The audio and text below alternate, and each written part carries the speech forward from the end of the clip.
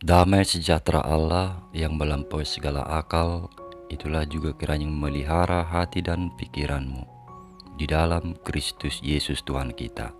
Amin. Saudara-saudara yang dikasihi Tuhan kita Yesus Kristus, firman Tuhan yang menjadi nas khotbah bagi kita dipilih dari kitab Kejadian 1 ayat 26 sampai dengan 31. Dan saya akan membacakan isi nas tersebut untuk kita.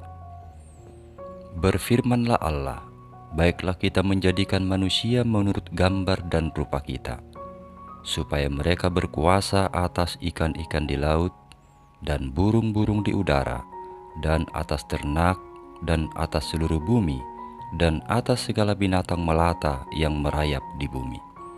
Maka Allah menciptakan manusia itu menurut gambarnya. Menurut gambar Allah diciptakannya dia, laki-laki dan perempuan diciptakannya mereka.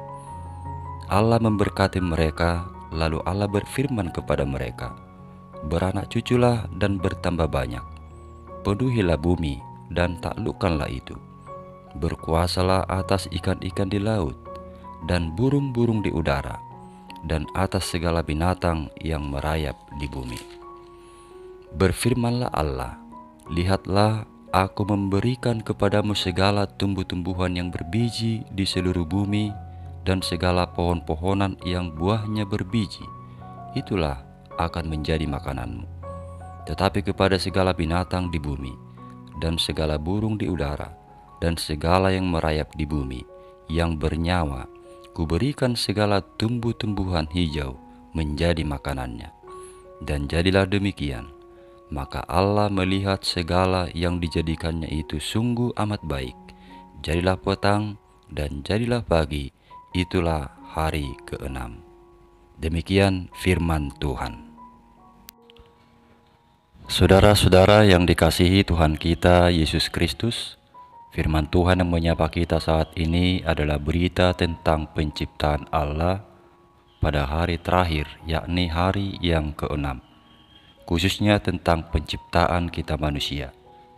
Allah dalam ketritunggalannya, yakni Allah Bapa, Allah Anak, dan Allah Roh Kudus, secara spesial menciptakan manusia dibanding ciptaan lain. Untuk itu ada 3 hal yang bisa kita perhatikan dari nas ini sebagai kabar sukacita bagi kita dan untuk kita implementasikan dalam hidup sehari-hari. Yang pertama, kita berbeda dari ciptaan lain. Manusia diciptakan Allah menurut gambar dan rupanya. Dalam istilah lain sering juga kita dengar dengan sebutan imago Dei. Hal ini dapat kita perhatikan pada ayat 26-27.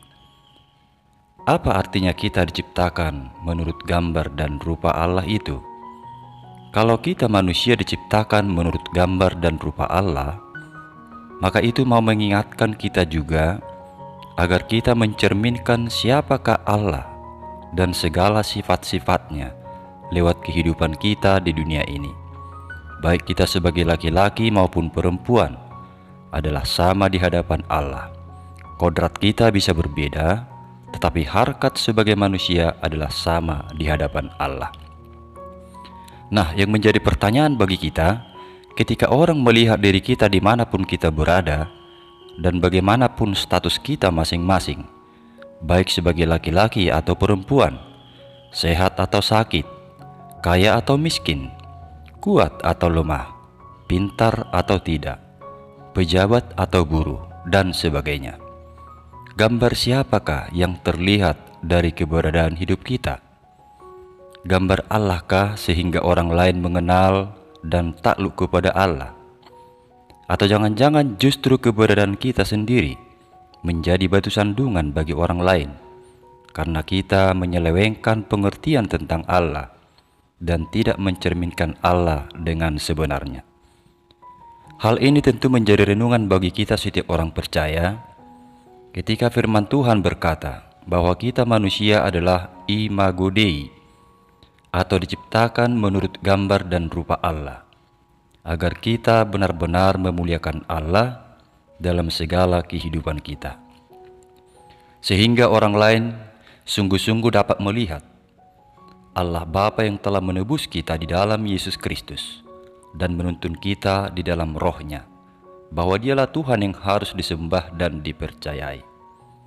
Jadi manusia yang diciptakan segambar dengan Allah itu bukan sekedar informasi tentang posisi kita yang sungguh berharga di mata Tuhan dan berbeda dengan ciptaan lain.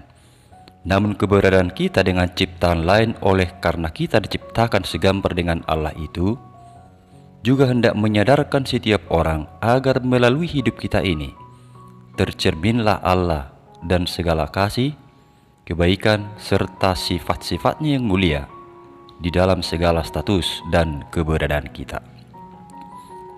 Yang kedua, kita diberkati dan diberikan mandat.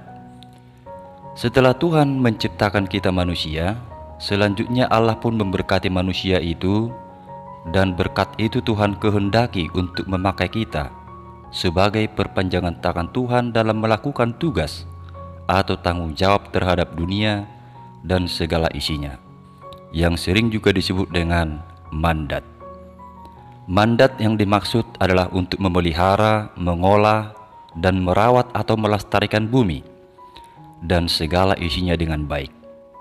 Itulah tentunya yang kita pahami dengan sebutan supaya manusia itu berkuasa atas ikan-ikan di laut dan burung-burung di udara dan atas ternak dan atas seluruh bumi dan atas segala binatang melata yang merayap di bumi.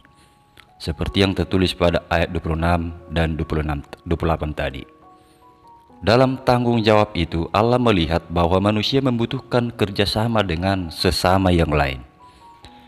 Itu makanya sebelum Allah memberi mandat, Ia terlebih dahulu berfirman kepada manusia itu, "Beranak cuculah dan bertambah banyak."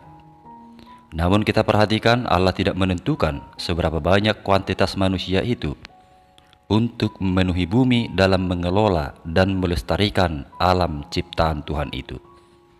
Seberapa banyak pun keturunan manusia itu, yang penting bagi Tuhan, manusia bisa bekerja sama dalam melakukan mandat yang telah diberikan oleh Tuhan, yakni memelihara dan melestarikan ciptaan yang lain. Sehingga segala yang dijadikan Tuhan itu dengan sungguh amat baik, seperti yang kita baca pada ayat 31, tetap terpelihara demi kemuliaan Tuhan atas ciptaannya. Sekali lagi nas ini mengajak kita semua sebagai umat yang telah diberkati Tuhan, khususnya berkat di dalam anugerah keselamatan Tuhan kita Yesus Kristus, agar mensyukurinya dengan melakukan mandat itu sesuai kehendak Tuhan. Yang ketiga, Allah menyediakan kebutuhan kita dan kebutuhan ciptaan lainnya.